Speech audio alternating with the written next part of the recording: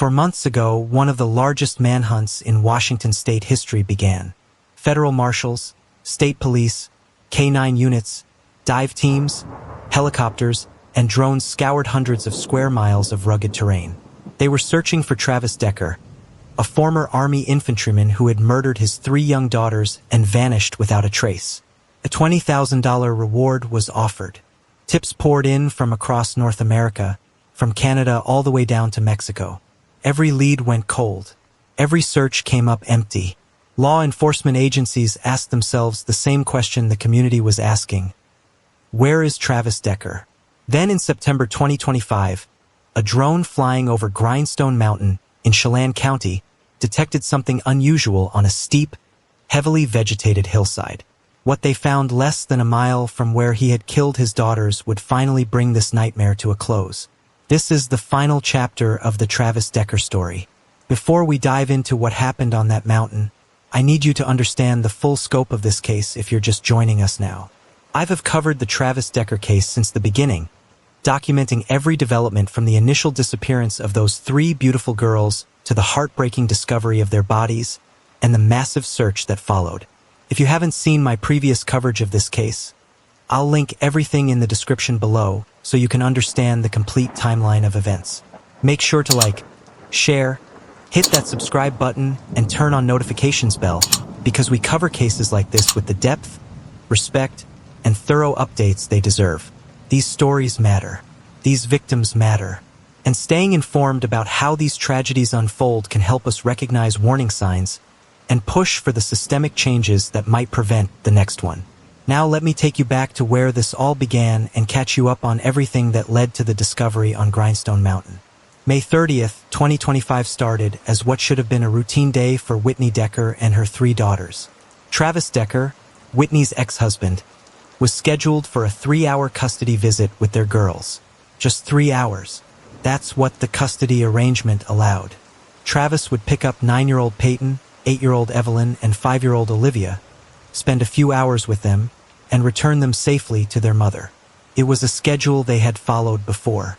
But on this day, 3 hours passed, then 4 hours, then 5. Travis didn't bring the girls back. Whitney called him. No answer. She called again. Nothing. Growing panic turned into full-blown terror as the hours stretched on. Whitney contacted the Wenatchee Police Department and filed a missing persons report. Her 3 daughters were gone, and so was their father. The weekend that followed was frantic. Law enforcement immediately began searching for Travis's vehicle, a white pickup truck, and for any sign of the girls. Family members, friends, and community volunteers joined the effort. Social media posts spread across Washington state and beyond. Everyone was looking for 3 little girls who should have been home with their mother. Then Monday morning, June 2nd, came the discovery that would shatter Whitney Decker's world and horrify an entire community. Near Rock Island Campground in Chelan County, Washington, investigators found 3 bodies. They were the bodies of Paityn, Evelyn, and Olivia Decker. The crime scene was horrific. Each of the girls had plastic bags placed over their heads. Their wrists were bound with zip ties. The medical examiner would later determine that all 3 died from suffocation, and the manner of death was ruled homicide. These weren't accidents. These weren't tragic mistakes. This was murder, and the evidence at the scene pointed to one person, their father, Travis Decker. Travis's white pickup truck was found abandoned at the campground. On the tailgate were bloody handprints. The girls' bodies were discovered approximately 100 yards down an embankment from where the truck was parked. Inside the vehicle, investigators found Travis's dog, still alive, but Travis himself was nowhere to be found. DNA evidence collected from the plastic bags and zip ties would later confirm what investigators already suspected. The DNA matched only Travis and his 3 daughters. There was no evidence of any third-party involvement. This was not a kidnapping gone wrong. This was not some random act of violence by a stranger. Travis Decker had killed his own children, and then he had disappeared into the wilderness. The moment those bodies were identified, the case transformed from a missing persons investigation into a murder investigation and manhunt. Travis Decker went from being a concerned father in the eyes of some to being one of Washington state's most wanted fugitives. He had a 3-day head start. He knew the police would be looking for him, and he had training that gave him a significant advantage. Travis had served in the United States Army as an infantryman from 2013 to 2021. He had been deployed to Afghanistan in 2014. He had survival training. He knew how to live off the land, how to avoid detection, how to move through difficult terrain without being seen. This wasn't just any fugitive. This was someone with the skills to potentially evade capture for a very long time. The manhunt that followed was unprecedented in scale for the region. The U.S. Marshal Service took the lead, coordinating with the FBI, Washington State Patrol, and multiple local law enforcement agencies. They offered a $20,000 reward for information leading to Travis's capture. The search area covered hundreds of square miles of some of the most challenging terrain in Washington state. We're talking about mountainous regions with thick forests, steep ravines, dense vegetation, and limited access points. It's the kind of landscape where someone could hide if they knew what they were doing, and Travis Decker knew exactly what he was doing. Law enforcement deployed every resource available. Helicopters conducted aerial surveillance, flying grid patterns over the search area day after day. Drones equipped with thermal imaging cameras searched from above, looking for any heat signature that might indicate a person hiding in the wilderness. Swift water rescue teams searched rivers and streams. Cadaver dogs were brought in to search areas where ground teams couldn't easily access. K9 units tracked scent trails that led nowhere. Some teams even used GoPro cameras attached to long poles to search through thick brush and steep terrain that was too dangerous for officers to physically enter. Despite all of this technology, all of these resources, all of these highly trained professionals, Travis Decker remained invisible. The first few weeks of the manhunt were intense. Every available officer, every piece of equipment, every investigative tool was focused on finding Travis Decker. The community was terrified. A man who had murdered his own children was out there somewhere, possibly armed, definitely dangerous, and clearly in a mental state that made him unpredictable. Parents kept their kids closer. Hikers avoided the areas where the search was concentrated. The entire region was on edge, wondering if Travis was still nearby or if he had somehow managed to slip through the massive net that law enforcement had cast across the county. Tips started coming in almost immediately. The hotline set up for information about Travis's whereabouts was flooded with calls. Someone thought they saw him at a gas station 3 counties away. Another caller was certain they had spotted him hitchhiking on a highway near the Canadian border. A hiker reported seeing a man matching Travis's description on a remote trail in the Cascade Mountains. Every single tip was investigated. Every single lead was followed. Officers drove hundreds of miles to check out sightings that turned out to be someone else. Surveillance footage from gas stations, rest stops, and convenience stores across the Pacific Northwest was reviewed frame by frame. Border Patrol agents at crossings into Canada were given Travis's photo and description. Mexican authorities were notified in case he had somehow made it that far south. But nothing panned out. Every lead went cold. One of the most promising tips came in early July. A caller reported a sighting of someone matching Travis Decker's description in Idaho's Sawtooth National Forest, hundreds of miles from where the murders occurred. The Sawtooth is known for its remote wilderness, its vast expanses of backcountry, where someone could potentially hide for months if they had the skills and supplies. It seemed plausible. Travis had the survival training to make it work. Law enforcement resources were redirected to Idaho. Search teams combed through the Sawtooth Wilderness. Local authorities in Idaho joined the effort. For days, there was renewed hope that they were finally closing in on him. But once again, the lead went nowhere. Whoever had been spotted in the Sawtooth wasn't Travis Decker. The search teams returned to Washington empty-handed and frustrated. What made this manhunt so challenging wasn't just the terrain or Travis's military training. It was the complete absence of any digital footprint. In today's world, most fugitives eventually slip up. They use a credit card to buy food or gas. They make a phone call. They log into social media. They do something that creates a digital trace that investigators can follow. Travis did none of that. From the moment he left that campground, there were no credit card transactions. His cell phone never pinged another tower. There were no ATM withdrawals, no online activity, nothing. It was as if he had simply vanished into thin air. This told investigators two things. First, Travis had likely planned some aspects of this. He knew enough to leave his phone behind or destroy it, to not use cards that could be traced. Second, and more ominously, it suggested he might not need supplies for very long. If Travis had no intention of being found alive, he wouldn't need to resupply. He wouldn't need to risk exposure by going into town or making contact with anyone. As June turned into July and July turned into August, the reality of the situation began to set in. The massive search efforts that had been sustained for weeks couldn't continue indefinitely at that level of intensity. Resources were finite. Officers had other duties, other cases, other communities to serve. The chances of finding Travis alive diminished with each passing day. Search coordinators began to scale back operations. The daily aerial surveillance flights became less frequent. Ground teams were reduced in size.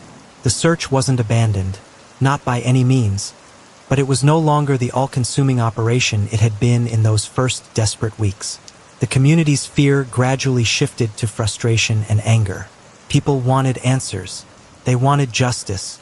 They wanted to know why Travis Decker had done this horrific thing, and they wanted him caught and held accountable. But as the weeks stretched into months with no progress, those emotions transformed into a different kind of pain. The reality that Travis might never be found, that Whitney Decker might never get her day in court, that those 3 little girls might never get justice, began to sink in. It was an unbearable thought for everyone who had been following the case. In August, the FBI made the decision to close Rock Island Campground to public access. The area where the girls had been found, where Travis's truck had been abandoned, became an active crime scene again. Investigators returned to conduct additional searches, to look for evidence they might have missed in the initial chaos, to document everything with forensic precision. They knew that if Travis was ever found and brought to trial, every piece of evidence would need to be ironclad. The closure frustrated campers and outdoor enthusiasts who used that area regularly, but law enforcement was adamant. This was still an active investigation, and they needed to ensure the integrity of the crime scene. Behind the scenes, investigators were building a profile of what might have happened to Travis. One theory was that he had killed himself shortly after murdering his daughters. The location where his truck was found was remote enough that if he had walked a short distance into the wilderness and taken his own life, his body might not be discovered for months or even years. The terrain was that unforgiving. Another theory suggested he might have succumbed to the elements. Late May and early June in the Washington mountains can still bring cold nights. If Travis was injured, disoriented, or simply unprepared for extended wilderness survival despite his training, exposure could have killed him within days. A third theory, the one that kept law enforcement most on edge, was that Travis had successfully escaped the search perimeter and was alive somewhere, possibly in another state or even another country. September 2025 arrived with the case seemingly at a standstill. For months had passed since Travis Decker murdered his 3 daughters and disappeared. The massive search efforts had been scaled back. The daily news coverage had diminished. For many people outside of the immediate community, the Travis Decker case had faded from the headlines, replaced by newer stories, fresher tragedies. But for Whitney Decker, for the investigators who had spent countless hours searching, for the community that had been shaken to its core, there was no moving on. The question of where Travis Decker had gone haunted everyone involved. Then everything changed with a routine drone flight over Grindstone Mountain. Drone surveillance had become a standard part of the search protocol. Even as ground operations scaled back, law enforcement continued periodic aerial monitoring of the areas surrounding Rock Island Campground. Drones could cover vast amounts of terrain quickly, accessing viewpoints and angles that would be difficult or impossible for ground teams or even helicopters. Tension. On this particular flight over Grindstone Mountain in Chelan County, something did catch the operators' attention. They could fly lower than manned aircraft, getting closer to the ground and vegetation. And crucially, they could hover, could circle back, could investigate anything that caught the operators. The drone was flying over an area that had been searched before, or at least searched to the extent that the terrain allowed. Grindstone Mountain is not an easy landscape to navigate. We're talking about steep hillsides covered in thick vegetation, the kind of dense brush and forest that makes visibility nearly impossible from ground level. The slopes are severe enough that in many places, it's not safe for search teams to operate without specialized climbing equipment. This is terrain where you can be 10 feet from something and never see it. The drone operator was conducting what had become a familiar pattern, flying grid searches over designated areas, looking for anything out of place, anything that might warrant closer investigation. Then the operator saw it. On a particularly steep section of hillside, heavily covered with vegetation, there was something that didn't belong.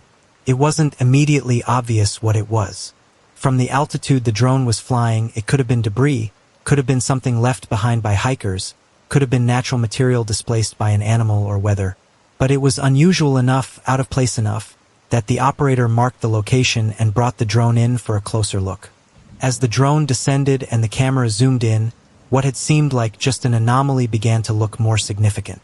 There was material there that was definitely not natural, and the coloring, the shape, the way it was positioned on that hillside, all of it suggested this needed immediate ground investigation. The coordinates were recorded. The drone footage was reviewed by supervisors. And then came the detail that made everyone's pulse quicken. When they plotted the location on the map, when they measured the distance from this finding to the location where Paityn, Evelyn, and Olivia's bodies had been discovered 4 months earlier, the result was stunning. Less than 1 mile. This spot on Grindstone Mountain where the drone had detected something unusual was less than 1 mile from Rock Island Campground. Less than 1 mile from where Travis Decker's truck had been found abandoned. Less than 1 mile from where he had murdered his daughters and left their bodies. The significance of this proximity hit investigators immediately. For 4 months, they had considered every possibility. Travis had fled to Canada. Travis had made it to Mexico. Travis was hiding in some remote corner of Idaho or Montana. Travis had somehow obtained help and was living under a different identity in another state. Enormous resources had been dedicated to tracking down sightings and tips from across the entire Pacific Northwest and beyond. And all along, if this finding proved to be what they suspected it was, Travis Decker had never left the area. He had been within a mile of where he killed his daughters the entire time. For months of searching across hundreds of square miles, and he had been right there, hidden on a steep hillside that had been searched before but not thoroughly enough, protected by terrain so difficult that even experienced search teams had struggled to access it. Understanding why this location had remained undiscovered for so long required understanding the specific challenges of that terrain. Grindstone Mountain is not a gentle slope with clear sightlines. The hillsides are steep, in many places approaching or exceeding a 45-degree angle. That's steep enough that walking upright becomes difficult. That's steep enough that losing your footing means sliding or tumbling down the slope. The vegetation is dense, a mixture of brush, small trees, and ground cover that creates a canopy effect. From above, whether you're in a helicopter or even flying a drone at normal surveillance altitude, that canopy obscures what's underneath. You're looking at the tops of bushes and trees, not at the ground itself. From below, from ground level, the slope is so severe and the vegetation so thick that visibility extends maybe 10 or 15 feet at best. You could have a ground team pass within yards of something and never see it. Add to that the sheer scope of the search area. We're talking about hundreds of square miles of wilderness. Even with all the resources that had been deployed, even with dozens of trained searchers, you cannot physically examine every square foot of terrain that vast and that challenging. Search teams had covered the general area. They had walked trails, examined accessible ridgelines, searched clearings and flat areas where someone might camp or hide. But this specific spot on Grindstone Mountain, this steep, heavily vegetated section of hillside, had not received the kind of intensive ground search that would have revealed what was there. It had been observed from a distance, probably overflown multiple times, but the combination of angle, vegetation, and decomposition had kept it hidden until this drone operator, on this particular flight, at this particular angle, spotted something that warranted a closer look. The moment the finding was confirmed as significant, a whole new set of challenges presented themselves. This wasn't a location where you could simply drive up, park a vehicle, and walk over to investigate. The terrain made conventional access impossible. The slope was too steep for vehicles, too dangerous for a casual approach on foot. Law enforcement had to immediately begin planning a specialized recovery operation. This would require technical expertise, climbing equipment, safety protocols, and careful coordination. You couldn't just send officers scrambling up or down that hillside. People could get seriously injured or killed attempting to access that location without proper equipment and training. Weather became a consideration as well. September in the Washington mountains can be unpredictable. You can have clear skies one day and rain or even early snow the next. Wind conditions affect helicopter operations. Visibility can change rapidly. The recovery team would need a window of good weather to safely conduct what was going to be a complex and dangerous operation. Timing had to be carefully considered. They needed to move quickly, both to preserve evidence and to provide answers to a community that had been waiting for months. But they also needed to move carefully to ensure the safety of everyone involved and to ensure that evidence was properly collected and documented. The initial assessment involved bringing in technical rescue specialists to evaluate the site and determine the best approach. Could they access it from above, rappelling down from the ridgeline? Could they approach from below, climbing up with ropes and harnesses? What equipment would be needed? How many personnel? What were the specific hazards beyond just the steep terrain? Were there loose rocks that could create avalanche danger? Was the vegetation stable enough to provide handholds, or would it give way under weight? Every detail had to be considered because this wasn't just a recovery operation. This was potentially the end of a 4-month manhunt, the final chapter in a case that had gripped the entire region, and possibly the only closure Whitney Decker would ever receive. The decision was made. A helicopter would be used to transport personnel to the site. Detectives and technical rescue specialists would rappel down to the location where the drone had spotted the unusual material. It was the only way to safely access that particular section of Grindstone Mountain.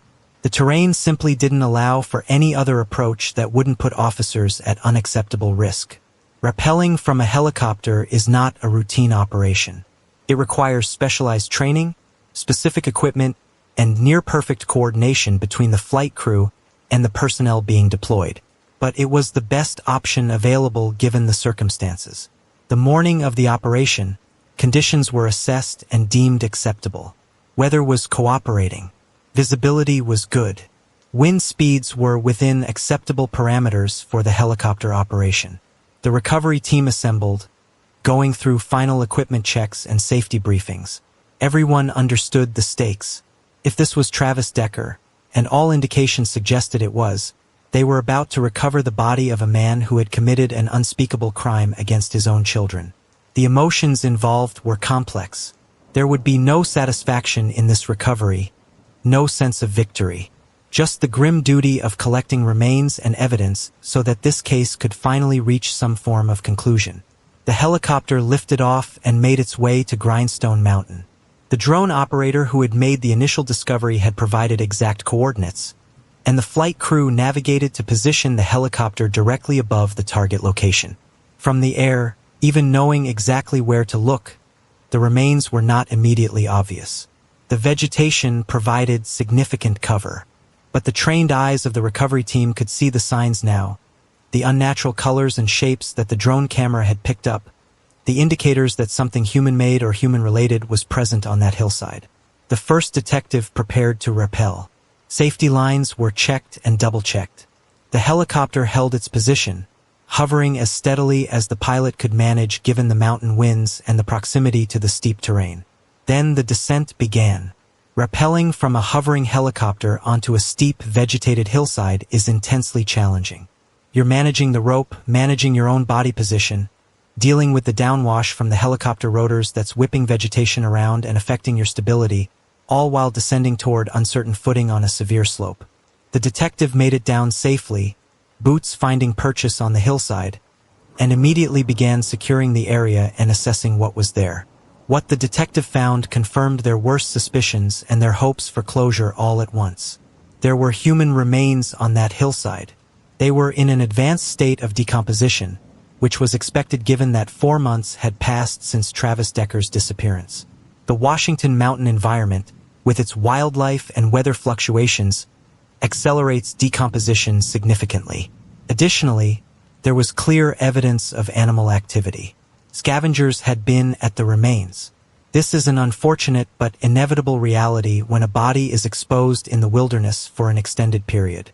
Bears, coyotes, smaller predators, and scavenging birds will all disturb and scatter remains. It makes identification more challenging and recovery more complex because you're not dealing with intact remains, but rather with scattered skeletal elements and tissue. The detective carefully documented the scene with photographs before any evidence was collected. Every angle was captured. The position of the remains, the surrounding vegetation, the slope of the terrain, all of it needed to be recorded exactly as it was found. This documentation would be critical for the investigation, for the medical examiner's analysis, and potentially for legal proceedings depending on what the final determination revealed. As the photography continued, other members of the recovery team were lowered to the site to assist with the collection process. Scattered around and near the remains were personal items. A shirt was identified, partially deteriorated but still recognizable as clothing. Shorts were located a short distance away, likely moved by animal activity or by the natural downslope movement that occurs on steep terrain. Other belongings were recovered as well, though their exact nature would need to be cataloged and analyzed as part of the evidence collection. These items were significant because they could potentially provide identification even before DNA testing was completed. If the clothing matched what Travis was last known to be wearing, if any of the items were definitively linked to him, it would provide preliminary confirmation while waiting for the scientific results. The recovery itself took hours. Working on that steep slope with limited stable footing, while carefully collecting and documenting every piece of evidence and every fragment of human remains, was painstaking work. Nothing could be rushed. Nothing could be missed.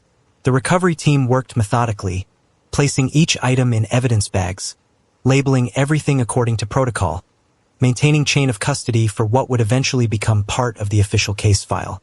The helicopter remained on station, ready to extract the team and the recovered materials when the operation was complete. As the remains were being collected, the reality of what this discovery meant began to sink in for everyone involved. If these remains were confirmed to be Travis Decker, it meant he had never escaped. All those tips from Idaho, from Canada, from across the region, they had all been false leads or mistaken identities. Travis had climbed up this mountain, found this spot less than a mile from where he had killed his daughters, and that's where his life had ended. Whether by his own hand, from exposure, from injury, or from some combination of factors would have to be determined by the medical examiner. But the location told its own story.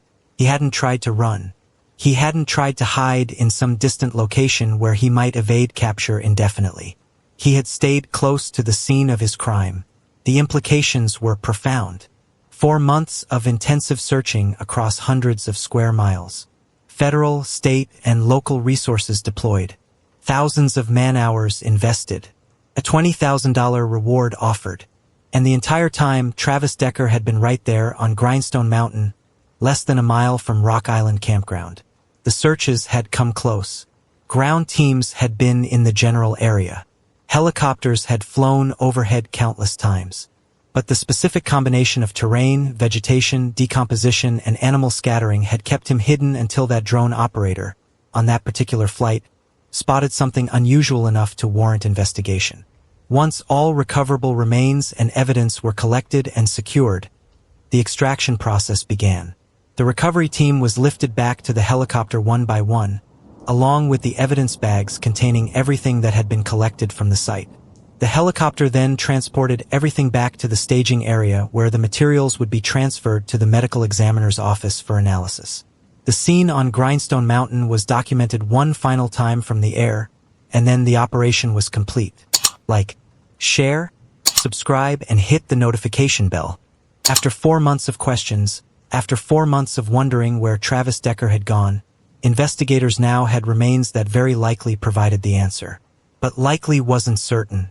Positive identification would require scientific confirmation. The remains needed to be examined by the medical examiner. DNA testing would need to be conducted to definitively confirm that these were the remains of Travis Decker. Preliminary indicators were strong. The location, the personal items, the timeline, Everything pointed to this being the end of the search. But law enforcement couldn't make an official announcement until the science backed up what the circumstances strongly suggested. The materials were transported to the appropriate facilities, and the waiting period began. Like, share, subscribe, and hit the notification bell if you want to follow this case and more true crime stories that demand attention. The remains were transported immediately to the medical examiner's office in Chelan County. This began what would become an agonizing waiting period for everyone invested in this case, but especially for Whitney Decker. She had been notified that remains had been discovered on Grindstone Mountain. She had been told about the location, less than a mile from where her daughters had been found. She understood what investigators believed these remains represented. But belief and confirmation are two different things. Until DNA results came back, until scientific analysis provided definitive answers, there would be no official closure, no final confirmation that the man who murdered her children was dead. The medical examiner's task was complicated by the condition of the remains. For months of exposure in a wilderness environment takes a significant toll. Soft tissue decomposes. Bones can be scattered by animal activity. Weather conditions, temperature fluctuations, moisture levels, all of these environmental factors affect the rate and extent of decomposition. The medical examiner would need to catalog everything that had been recovered, attempt to determine what skeletal elements were present and what might still be missing, and extract samples suitable for DNA analysis. This process cannot be rushed. Every step must be documented. Every finding must be recorded. The integrity of the analysis depends on methodical, careful examination. DNA testing itself requires time. You cannot simply look at a bone fragment or tissue sample and instantly know whose DNA it contains. The samples must be prepared. The DNA must be extracted from the cellular material. The genetic markers must be analyzed and compared to reference samples. In this case, the reference samples would come from known sources related to Travis Decker. DNA from his daughters would be on file from the initial investigation into their murders. Investigators might also have access to DNA from Travis's personal items, from his truck, from materials he had touched and left behind. The comparison would tell them definitively whether the remains recovered from Grindstone Mountain belonged to Travis Decker. The waiting was excruciating for Whitney Decker. For months she had lived in a horrific limbo. Her daughters were dead, murdered by their father. But their killer was out there somewhere, unaccountable, uncharged, unreachable. The discovery on Grindstone Mountain offered the possibility of an end to that particular torment. If Travis was dead, there would be no trial, no chance for justice in a courtroom, no opportunity to hear him answer for what he had done. But there would be finality. There would be certainty that he could never hurt anyone else, could never run, could never hide. For a mother grieving the worst loss imaginable, even that limited form of closure mattered. The community waited as well. The case had gripped Wenatchee and the surrounding areas for 4 months. Everyone had an opinion about where Travis might be, what might have happened to him, whether he would ever be found. The discovery on Grindstone Mountain had been reported in the media. People knew that remains had been found. The location less than a mile from the murder scene seemed too significant to be coincidental. But speculation and confirmation are different things. The community wanted answers. They wanted to know that this chapter was truly closed. Law enforcement waited with a different kind of tension. They were confident, based on the location and the preliminary evidence, that the remains were Travis Decker's. But confidence is not proof. They needed that DNA confirmation before they could officially declare the manhunt over, before they could close the case, before they could make public statements about what had been found and what it meant. The professional discipline required to wait for scientific results, to not jump ahead of the evidence no matter how compelling the circumstantial case might be, was tested during these days of waiting. Behind the scenes, the medical examiner was working to extract every possible piece of information from the remains. Beyond just identification, there were other questions to answer if possible. What was the cause of death? Could they determine how Travis Decker had died on that mountainside? Had there been trauma to the bones that would indicate injury or violence? Were there any signs that might point to suicide versus death from exposure or accident? The advanced decomposition and animal scattering made these determinations challenging. Soft tissue injuries wouldn't be visible. If Travis had died from something like hypothermia or dehydration, there might be no skeletal evidence at all. But the examination was thorough, looking for anything that might provide answers. The personal items recovered from the scene were also being analyzed. The shirt and shorts were examined for any evidence they might contain. Were there bloodstains? Were there tears or damage that might indicate how they came to be separated from the body? Could forensic analysis of the clothing provide any timeline information about when Travis might have died? Every item was photographed, documented, and tested for anything that might add to the understanding of what had happened on Grindstone Mountain. Days passed, then a week. The DNA analysis was being expedited given the high-profile nature of the case and the need for closure, but scientific processes have their own timelines. You cannot skip steps. You cannot rush protocols that are designed to ensure accuracy and reliability. The lab technicians working on the samples understood the stakes. They understood that their results would officially end a 4-month manhunt or would send investigators back to square one if the remains turned out to be someone else. The pressure was immense, but the work had to be done correctly. While waiting for the DNA results, investigators reviewed everything they knew about the case with fresh eyes. If the remains were Travis's, if he had died on Grindstone Mountain shortly after killing his daughters, it would explain so much about the failed manhunt. It would explain why there had been no credit card transactions, no phone activity, no credible sightings. It would explain why all those tips from distant locations had gone nowhere. Travis hadn't been running because Travis had never left. He had climbed that mountain, found that spot, and that's where his life had ended. Whether intentionally or not, he had ensured he would be found eventually in proximity to his victims. The psychological implications were analyzed as well. What does it mean that Travis stayed so close to where he had murdered his children? Was it guilt that kept him there, unable to run from what he had done? Was it part of his plan all along, to kill his daughters and then take his own life nearby? Or had something gone wrong? Had he intended to flee but became injured or disoriented in the difficult terrain?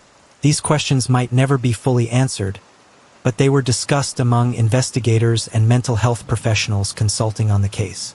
Understanding the mindset of someone who commits such a horrific act is important not just for this case but for recognizing warning signs in future situations.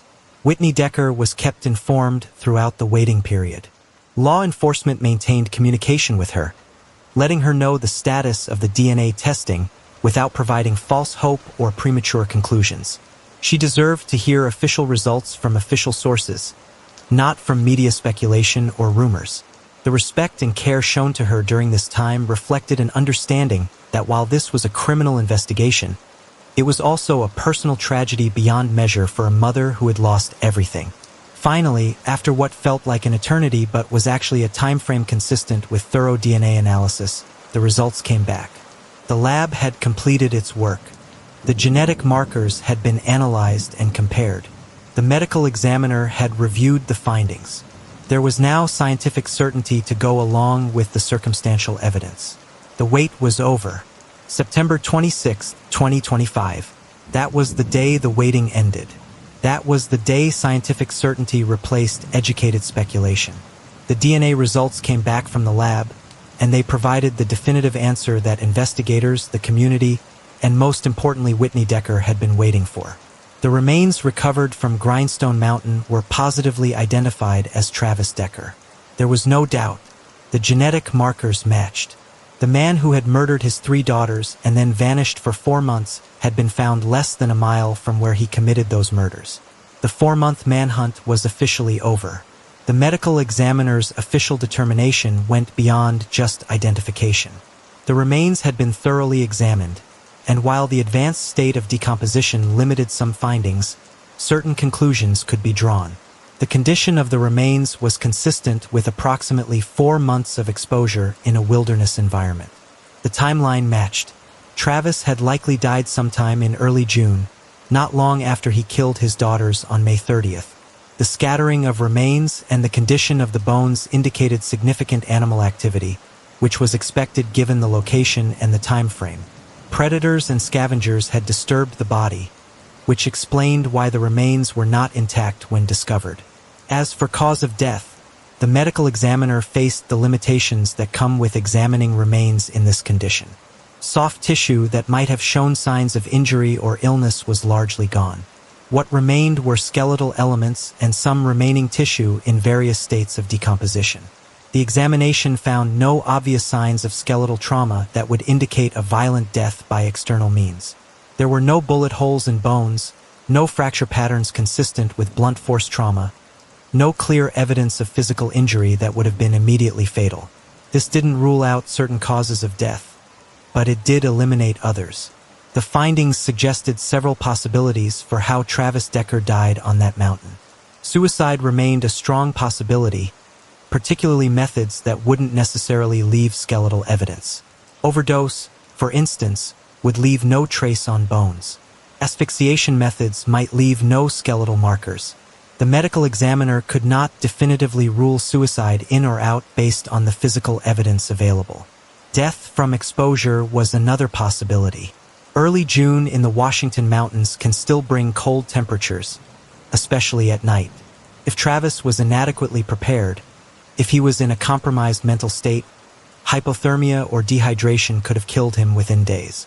Again, these causes wouldn't necessarily show up in skeletal remains months later. What the examination could confirm was that Travis had been there on that mountainside for approximately 4 months. The decomposition timeline, the extent of animal activity, the condition of the personal items found with the remains, all of it pointed to death occurring shortly after the murders. This meant that while law enforcement had been searching across multiple states, while tips had come in from Canada and Mexico, while resources had been deployed across the Pacific Northwest, Travis Decker had already been dead on Grindstone Mountain. He had never run. He had never escaped. He had climbed that mountain less than a mile from where he killed his daughters, and that's where his life ended. The official announcements came swiftly once the DNA confirmation was received. Sheriff Morrison of Chelan County held a press conference to inform the public of the findings. The media had been alerted that a significant update in the Travis Decker case would be announced, and reporters from across Washington state and beyond assembled to hear what law enforcement had to say. Sheriff Morrison stood before the cameras and microphones and delivered the news that ended 4 months of uncertainty. The remains found on Grindstone Mountain had been positively identified through DNA testing as Travis Decker. The search was over. The fugitive was deceased. Sheriff Morrison's statement was measured and professional, but the weight of the moment was evident. This was not a typical case conclusion. This was the end of one of the most intensive manhunts in Washington state history. This was closure for a grieving mother and a traumatized community. The sheriff acknowledged the tireless work of the multiple agencies involved in the search. Federal, state, and local law enforcement had coordinated efforts for 4 months. The U.S. Marshal Service, the FBI, Washington State Patrol, multiple county sheriff's offices, and local police departments had all contributed resources and personnel. The search had covered hundreds of square miles and had involved everything from ground teams to helicopters to the drone technology that ultimately led to the discovery. The sheriff also addressed the difficult reality that Travis's death meant there would be no trial. There would be no opportunity for the legal system to formally adjudicate his guilt.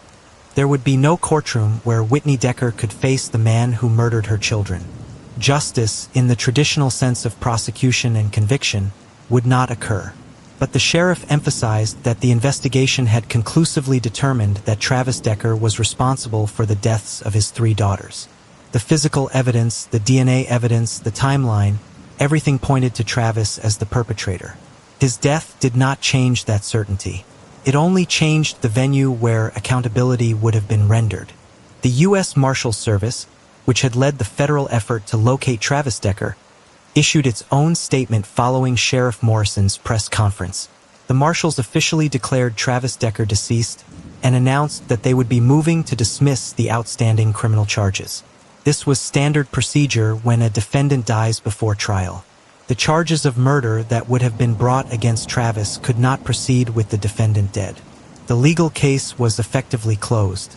The marshals acknowledged the extensive resources that had been dedicated to the search and thanked all the agencies and personnel who had participated. They also expressed their thoughts for Whitney Decker and recognized that while the search had concluded, the the pain and loss she had suffered would continue. The legal implications of Travis dying before trial were significant. In the American justice system, defendants have the right to defend themselves against charges. Death eliminates that right and that opportunity. As a result, charges are typically dismissed when a defendant dies before trial. This doesn't mean the person is declared innocent. It simply means the legal process cannot continue. In this case, while the murder charges against Travis Decker would be dismissed, the investigative findings remained. The case file documented the evidence against him. The conclusion that he murdered his 3 daughters was supported by physical evidence, DNA evidence, and forensic analysis. That conclusion stands even without a trial verdict. Before the public announcement was made, Whitney Decker was personally notified of the DNA results. She received the news that the remains found on Grindstone Mountain were definitively Travis's. Law enforcement delivered this information to her directly, giving her time to process it before it became public knowledge. For Whitney, this confirmation brought a complicated mix of emotions. There would be no trial where she could face Travis. There would be no opportunity to hear him asked why he did this. There would be no moment in a courtroom where he would be formally held accountable. But there was finality. She now knew with certainty that Travis was dead. He could not run anymore. He could not hide. He would never hurt anyone else. For a mother living through unimaginable grief, even that limited form of closure mattered. Whitney's family was also notified. The extended family members who had supported her through 4 months of horror, who had attended vigils for Paityn, Evelyn, and Olivia, who had lived with the uncertainty of not knowing where Travis was or if he would ever be found, they all received the news that the search was over. The man who had torn their family apart was dead. The reactions within the family were undoubtedly complex and personal, ranging from relief to anger to continued grief over the loss of 3 innocent children. The community of Wenatchee and the surrounding areas in Chelan County learned of the confirmation through the official press conference and subsequent media coverage. Local news stations broke into regular programming to report the development. The story spread quickly through social media, through text messages and phone calls, through conversations at workplaces and schools and homes throughout the region. Tap like, share this video with others following the case, subscribe and hit the notification bell so you never miss a new case in this channel. The community reaction was immediate and intense. For 4 months, people in Wenatchee had lived with the knowledge that a man who murdered his own children was somewhere out there. Parents had kept closer watch on their children. Hikers had avoided certain areas. There had been an undercurrent of fear mixed with the grief and anger. Now that fear could dissipate. Travis Decker was dead. He had been dead for 4 months. He had never been a threat beyond that initial horrific act. The relief was palpable, even as it mixed uncomfortably with the ongoing grief for 3 innocent girls who would never come home. The media response extended beyond local coverage. National news outlets picked up the story. The Travis Decker case had attracted national attention when the murders first occurred and during the massive manhunt that followed. The conclusion of the case, with Travis found dead less than a mile from where he killed his daughters, was compelling enough to warrant national coverage once again. News networks reported the DNA confirmation, the location of the discovery, and the end of the search. Commentators discussed the case, the psychology of family annihilators, the challenges of wilderness searches, and the complicated emotions surrounding a case that ends without a trial. Social media exploded with reactions. People who had been following the case for months shared the news, expressed their thoughts, and debated what the confirmation meant. The comments sections of news articles and social media posts filled with hundreds and then thousands of responses. Some people expressed relief that Travis was dead and could never hurt anyone else. Others expressed anger that he had taken what they saw as the easy way out, that he had denied Whitney Decker her day in court. Some focused on the 3 girls, sharing memories of the vigils that had been held, posting pictures of the makeshift memorials that had appeared around Wenatchee in the months since the murders. Law enforcement officials beyond Sheriff Morrison and the U.S. Marshals also made statements. The FBI issued a brief press release acknowledging their role in the investigation and expressing condolences to the victim's family. Washington State Patrol commented on the collaborative nature of the search effort and thanked all the personnel who had dedicated countless hours to trying to locate Travis Decker. Local police departments in Wenatchee and surrounding communities issued statements as well, recognizing the conclusion of the case while emphasizing that the loss of Paityn, Evelyn, and Olivia remained the central tragedy that should not be overshadowed by the resolution of Travis's whereabouts. Community leaders also responded to the news. Elected officials in Chelan County and Wenatchee issued statements expressing relief that the search had concluded while emphasizing support for Whitney Decker and the need for continued community healing. Religious leaders who had presided over vigils and memorial services for the three girls spoke about the complex emotions the community was experiencing. School officials, particularly at the schools that Paityn and Evelyn had attended, addressed the news with parents and students, providing support and counseling resources for anyone struggling with the update. The public reaction revealed a deep divide in how people processed this conclusion. For some, there was a sense of relief and closure. The uncertainty was over. The manhunt that had consumed resources and attention for 4 months had reached its end. Travis Decker was dead, and while that meant no trial, it also meant no chance of escape, no possibility that he might somehow evade justice indefinitely. These people focused on the finality of the outcome and the fact that Whitney Decker could now have at least this one form of certainty in the midst of her grief. For others, the dominant emotion was anger and frustration. These people felt cheated by Travis's death. They wanted him to face trial. They wanted him to sit in a courtroom and hear the evidence against him. They wanted a jury to convict him. They wanted him to spend the rest of his life in prison, living with what he had done. His death, especially if it was suicide as many suspected, felt like he had escaped accountability. He had committed the worst possible crime against his own children, and then he had simply ended his own life and avoided facing the consequences in any formal legal sense. This perspective saw his death not as justice but as evasion. The debate about closure versus justice became a central theme in public discussions following the confirmation. What does closure mean for a mother who lost her 3 children to murder? Does knowing the perpetrator is dead provide closure when there was no trial, no testimony, no formal accounting of what happened and why? Can there be closure without justice?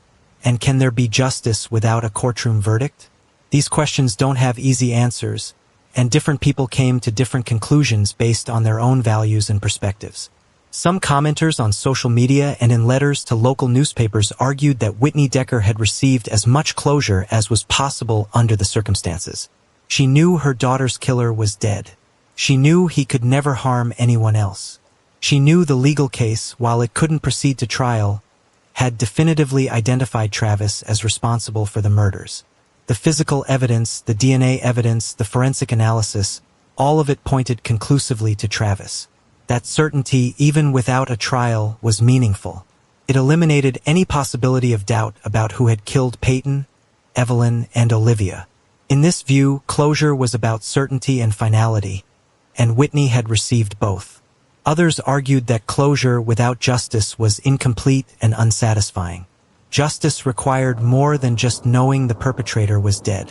It required a formal process, a public accounting, an opportunity for the victim's family to participate in the legal proceedings, and to see society officially condemn the crime and the criminal.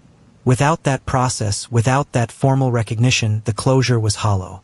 This perspective emphasized the role that trials play not just in determining guilt, but in validating victims and providing a structured avenue for accountability.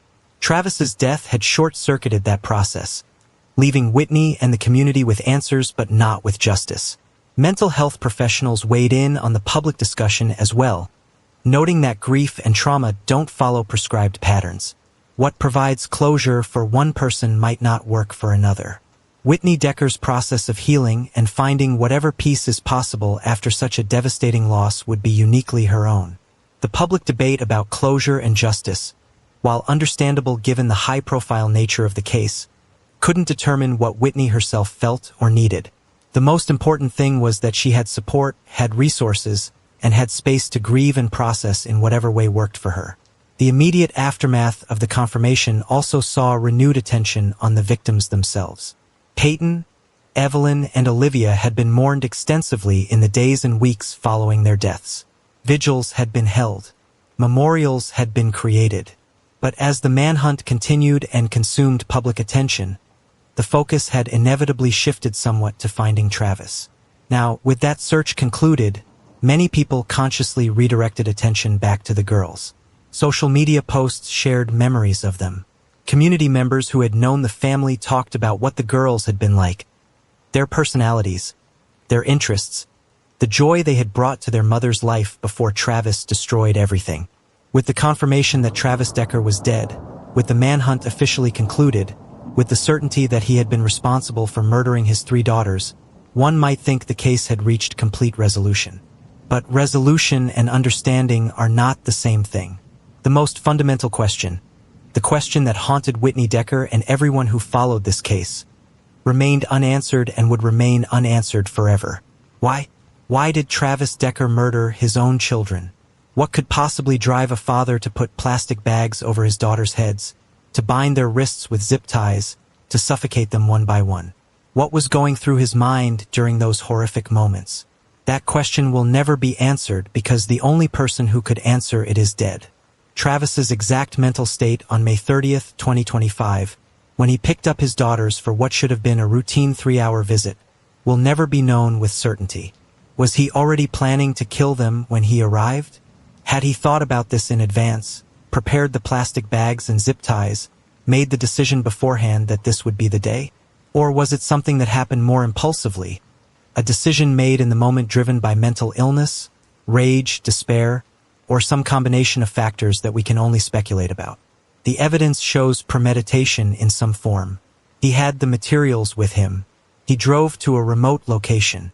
But whether he had been planning this for days, weeks, or whether it came together more spontaneously in the hours before, we simply don't know. What happened in those final hours that Paityn, Evelyn, and Olivia spent with their father? What did he say to them, if anything? Were they afraid? Did they sense something was wrong? Did Travis give any indication of what he was about to do? Or did it happen with no warning? These are questions that torture any parent trying to imagine what those little girls experienced. The autopsy showed they died of suffocation. The crime scene showed they were restrained. But the emotional and psychological reality of those final moments, the words spoken or not spoken, the fear or confusion the girls must have felt, none of that is documented anywhere. It exists only in what happened on that day, and everyone who witnessed it is dead. Travis's mindset when he climbed Grindstone Mountain after committing these murders is similarly unknowable. Was he running? Was he planning to hide for as long as possible and eventually escape the search perimeter? Or had he already decided that he would take his own life, and climbing that mountain was simply finding the place where he intended to die? The proximity to where he killed his daughters, less than a mile away, suggests something significant. If his goal was to escape and evade capture, staying that close to the crime scene makes no sense. It suggests instead that he never intended to leave, that the mountain was always going to be his final destination. But we cannot know for certain what he was thinking or what his intentions were. The absence of a trial means the absence of testimony, of confession, of any formal accounting from Travis himself. In cases that go to trial, even when defendants plead not guilty and maintain their innocence, there is a process. Evidence is presented. Witnesses testify. Sometimes defendants take the stand and speak in their own defense. Even when they don't, their lawyers present a narrative, a version of events, an explanation or justification however flawed it might be. That process, as imperfect and often frustrating as it can be, provides some form of narrative closure. It allows questions to be asked even if the answers are unsatisfying. Travis's death eliminated all of that. There will be no testimony. There will be no explanation from him or from anyone representing him. There will be no moment where Whitney Decker can sit in a courtroom and hear anyone attempt to explain why this happened. Legal system closure and emotional closure are fundamentally different things, and the Travis Decker case highlights that difference starkly. From a legal standpoint, the case is closed. The investigation conclusively determined that Travis killed his daughters. His death before trial means charges cannot be pursued, but the investigative findings stand. The legal questions have been answered to the extent they can be. But emotional closure, the kind of understanding and peace that allows someone to move forward after trauma and loss, that's infinitely more complex and cannot be provided by legal processes alone. Whitney Decker has legal closure in that the system has determined what happened and who was responsible. But emotional closure, the ability to understand why this happened and to find some kind of peace with that understanding, may be impossible when the perpetrator is dead and cannot provide answers. The community is left to speculate, and speculate they have. Online forums, social media discussions, conversations in coffee shops, and living rooms throughout Wenatchee, all of them have featured people trying to understand why Travis did this. Some point to his PTSD from military service and suggest that untreated mental illness drove him to this horrific act. Others focus on the divorce and custody situation and theorize that Travis couldn't handle not having full access to his daughters. Some suggest financial problems or other life stresses that aren't publicly known might have been factors. Every theory is just that, a theory, an attempt to impose some logical framework on an act that defies logic. Psychological experts who study family violence and murder-suicide cases have weighed in with their professional perspectives. They can describe the general patterns seen in family annihilator cases, the term used for parents, almost always fathers, who kill their children and often themselves. These cases typically involve men who see their children as extensions of themselves rather than as separate individuals. When facing perceived failure or loss of control in their lives, they make the devastating decision to kill their children, sometimes framing it in their own minds as protecting the children from suffering or as preventing their ex-partner from having custody. These psychological profiles provide some framework for understanding the type of thinking that can lead to such acts. But profiles and patterns are not the same as understanding this specific case, this specific man, this specific decision. Travis Decker was not a statistic or a case study. He was an individual with his own history, his own mental state, his own motivations that died with him. If you followed the story this far, hit like, share your thoughts, subscribe for more real true crime that needs to be told. Hit the notification bell. She had documented his worsening mental health, his instability, his homelessness. She had petitioned the court to modify custody arrangements, to restrict his access to the girls because she feared for their safety. The court had imposed some restrictions. Travis was not allowed overnight visits. He was not allowed to travel out of the area with the children, but he was still granted visitation. He still had the legal right to spend time with his daughters. And on May 30th, during one of those court-approved visits, he killed them. Whitney had tried to protect her children. She had gone through the proper legal channels. She had documented her concerns. She had asked the court to intervene. And the system had responded, but not in a way that prevented the tragedy. This raises agonizing questions about what more could have been done, what more should have been done, and whether the outcome was preventable at all. Travis had PTSD, documented mental health struggles, and was living out of his truck. But he had not been convicted of any crime. He had not been deemed legally incompetent. He was their father, and parental rights are protected by law. Completely terminating his access to his children would have required an extraordinarily high burden of proof that he posed an imminent danger. That burden apparently was not met, or was not pursued, and 3 girls paid the ultimate price. The Travis Decker case is not just about one man and one horrific act. It's about systemic issues that extend far beyond this individual tragedy. It's about how we treat veterans with PTSD and mental health issues. It's about how family courts balance parental rights with child safety. It's about how alert systems work and when they're activated. It's about recognizing warning signs and knowing when and how to intervene. These broader issues deserve examination, not to assign blame retroactively, which helps no one, but to understand how we might prevent similar tragedies in the future. Travis Decker served his country as an Army infantryman from 2013 to 2021. He was deployed to Afghanistan in 2014, and he returned with PTSD. This is not an uncommon story.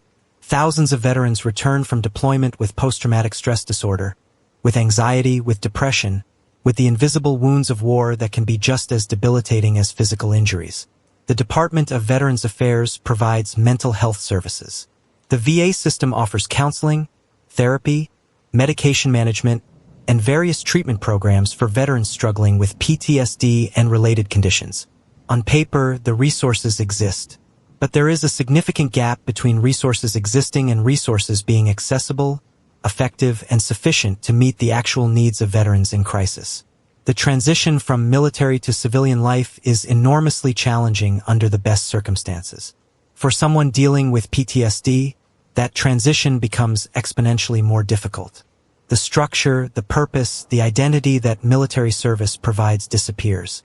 Veterans find themselves navigating a civilian world that often doesn't understand what they've experienced. They struggle to find employment.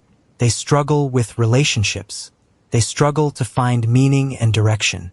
Add mental health issues into this mix, and the challenges can become overwhelming. Travis was not just a veteran with PTSD. He was a divorced veteran with PTSD who had lost his home and was living out of his truck. That level of instability, that accumulation of life stressors on top of untreated or inadequately treated mental illness, creates an extremely dangerous situation. The question that haunts anyone examining this case is whether better mental health support could have prevented what happened. If Travis had received more intensive treatment, more consistent care, more effective intervention, would his daughters still be alive? We cannot know. Mental health treatment is not a guarantee against violence. Many people with PTSD, even severe PTSD, never harm anyone. But we also know that untreated mental illness, combined with life crises and access to potential victims, can create conditions where violence becomes more likely. The fact that Travis's mental health was deteriorating, that Whitney had documented this deterioration, that he was homeless and unstable, all of this was known. And yet the support systems, whether VA services, community mental health resources, or other interventions, did not prevent the tragedy. The stigma around seeking mental health help, particularly among veterans and particularly among men, remains a significant barrier. Military culture emphasizes strength, resilience, and toughness. Admitting that you're struggling, that you need help, that you cannot handle something on your own, goes against deeply ingrained values. Many veterans who desperately need mental health support do not seek it because they view it as weakness, because they fear judgment from their peers, because they've internalized the message that they should be able to tough it out. This stigma kills. It prevents people from getting help until they're in such severe crisis that help may no longer be sufficient. Breaking down this stigma, creating environments where veterans feel safe seeking mental health support, is critical to preventing future tragedies. For veterans who may be watching this or reading about this case, who may be struggling with PTSD or other mental health challenges, resources are available.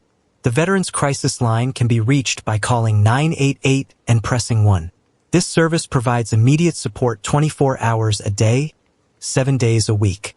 It's staffed by trained professionals who understand veteran-specific issues.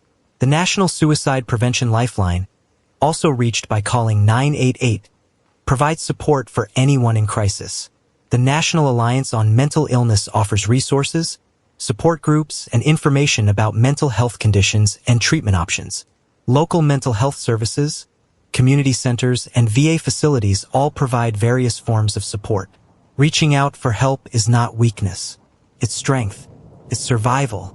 And it can prevent tragedies not just for the person struggling but for everyone around them. The family court system's role in this case raises equally difficult questions. Whitney Decker filed a petition in September 2024 to modify custody arrangements. She cited Travis's worsening mental health, his instability, and her concerns for the children's safety. The court responded by placing restrictions on his visitation. No overnight visits, no travel outside the area, but he retained visitation rights. He could still see his daughters for limited periods under the existing custody arrangement. 9 months later, during one of those visits, he killed them. The transition from military to civilian life is enormously challenging under the best circumstances. For someone dealing with PTSD, that transition becomes exponentially more difficult. The structure, the purpose, the identity that military service provides disappears. Veterans find themselves navigating a civilian world that often doesn't understand what they've experienced. They struggle to find employment. They struggle with relationships. They struggle to find meaning and direction. Add mental health issues into this mix, and the challenges can become overwhelming. Travis was not just a veteran with PTSD. He was a divorced veteran with PTSD who had lost his home and was living out of his truck.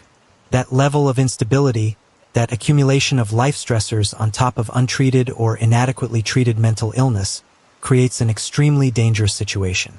The question that haunts anyone examining this case is whether better mental health support could have prevented what happened. If Travis had received more intensive treatment, more consistent care, more effective intervention, would his daughters still be alive? We cannot know. Mental health treatment is not a guarantee against violence. Many people with PTSD, even severe PTSD, never harm anyone. But we also know that untreated mental illness, combined with life crises and access to potential victims, can create conditions where violence becomes more likely. The fact that Travis's mental health was deteriorating, that Whitney had documented this deterioration, that he was homeless and unstable, all of this was known.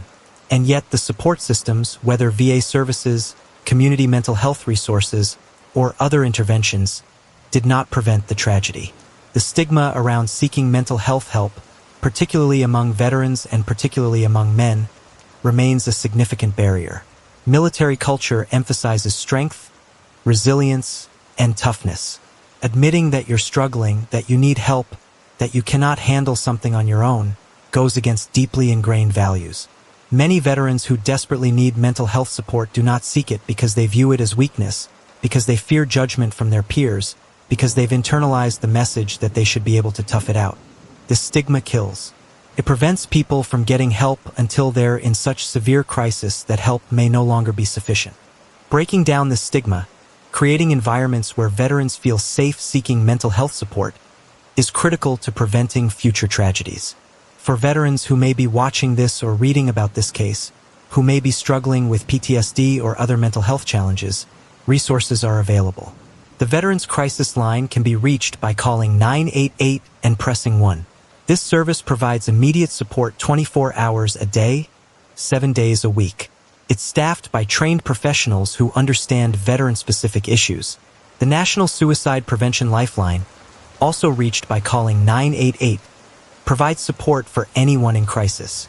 The National Alliance on Mental Illness offers resources, support groups, and information about mental health conditions and treatment options. Local mental health services, community centers, and VA facilities all provide various forms of support. Reaching out for help is not weakness. It's strength. It's survival. And it can prevent tragedies not just for the person struggling, but for everyone around them. The family court system's role in this case raises equally difficult questions. Whitney Decker filed a petition in September 2024 to modify custody arrangements. She cited Travis's worsening mental health, his instability, and her concerns for the children's safety. The court responded by placing restrictions on his visitation. No overnight visits, no travel outside the area, but he retained visitation rights. He could still see his daughters for limited periods under the existing custody arrangement. 9 months later, during one of those visits, he killed them. Could the court have done more? Should Whitney's concerns have resulted in complete termination of Travis's visitation rights? These questions are agonizing because we know the outcome. We know that the restrictions imposed were not sufficient to prevent the murders. But family courts operate in an incredibly difficult space. They must balance parental rights, which are constitutionally protected, with child safety. They must make decisions based on evidence and legal standards, not on speculation about what might happen. Completely terminating a parent's rights or access to their children requires meeting a very high legal burden. The parent must be shown to pose a clear and present danger, and predictions about future violence are notoriously unreliable even when made by mental health professionals. Whitney provided evidence of Travis's instability. She documented his mental health issues, his homelessness, his concerning behavior. The court took this seriously enough to impose restrictions. But was the evidence sufficient under legal standards to completely sever his parental rights? Courts have to consider that many parents struggle with mental health issues and life difficulties without ever harming their children. They have to weigh the rights of parents against protective measures for children. They have to make impossible predictions about risk levels. In hindsight, knowing what Travis did, it's easy to say the court should have done more. But in the moment, operating under legal constraints and with imperfect information about future behavior, the decisions made may have seemed reasonable within the system's framework. This highlights fundamental tensions in how family courts operate. The system moves slowly, often too slowly for situations that are rapidly deteriorating. Gathering evidence, scheduling hearings, issuing rulings, all of this takes time. A parent in crisis can spiral much faster than the court system can respond. The standard of evidence required to restrict or terminate parental rights is high, as it should be given the constitutional issues at stake. But that high standard can leave children vulnerable when a parent poses a danger that hasn't yet manifested in ways the court considers sufficient proof. These are not easy problems to solve, and there are no simple answers that perfectly balance all the competing interests and values at stake. The Amber Alert controversy in this case sparked significant discussion and ultimately led to advocacy by Whitney Decker for changes to the alert system. When Travis failed to return the girls after the scheduled visit on May 30th, when Whitney reported them missing, many people wondered why an Amber Alert was not issued. Amber Alerts have become a familiar tool for finding missing children, and the public has been conditioned to expect them when children disappear. But Amber Alerts have specific activation criteria based on federal guidelines, and the Travis Decker case did not meet those criteria initially. The federal criteria for Amber Alerts are designed for specific scenarios, primarily stranger abductions where there is evidence that a child has been taken by someone who poses a clear danger. The key factors include confirmation that an abduction has occurred, that the child is in imminent danger of serious bodily injury or death, that there is sufficient descriptive information about the child or abductor to aid in recovery, and that the child is 17 years old or younger. In Travis's case, the situation was complicated by the fact that he was the custodial parent during the scheduled visitation period. This was not, in the technical legal sense, an abduction. He had legal custody of his daughters for those 3 hours. When he failed to return them, it became a custody violation, but not necessarily the type of abduction the Amber Alert system was designed to address. Additionally, in the crucial early hours when an Amber Alert would have been most valuable, authorities did not have evidence that the children were in imminent danger of serious bodily injury or death. They knew Travis had violated the custody arrangement by not returning the girls. They knew Whitney was concerned. But concern and evidence are different things, and the Amber Alert criteria require evidence of imminent danger. By the time that evidence existed, by the time the girls' bodies were discovered on June 2nd, an Amber Alert was no longer relevant. This gap between when alerts could theoretically be issued and when the criteria are actually met is a significant limitation of the system. Whitney Decker has become an advocate for reforming Amber Alert criteria to address situations like what happened to her daughters. She has argued that the system should be more flexible, that custody violations involving concerning circumstances should trigger alerts even if they don't meet the traditional abduction criteria, that the potential to save children's lives should outweigh concerns about over-alerting the public. Her advocacy has sparked important conversations about whether the current criteria are too narrow, whether modifications could make the system more effective without rendering it useless through overuse. These are legitimate questions that deserve serious consideration by policymakers and law enforcement officials who oversee alert systems. Warning signs were present in the Travis Decker case. His mental health was deteriorating. He was homeless. Whitney had documented concerns about his stability and had sought court intervention. These red flags existed, they were visible to family members and to the court system, and yet they did not result in intervention sufficient to prevent the tragedy. This raises questions about when and how people should intervene when they observe warning signs in someone's behavior, particularly in custody situations where children may be at risk. The challenge is that warning signs are only obvious in retrospect. Many people struggle with mental health issues, experience homelessness, go through difficult divorces, face multiple life stressors, and never harm anyone. Determining which situations will escalate to violence and which will not is extraordinarily difficult. But certain factors are known to increase risk in custody situations. History of domestic violence, threats against the other parent or the children, significant mental health deterioration, substance abuse, expressed thoughts of harming oneself or others. These are all red flags that should trigger heightened concern and protective measures.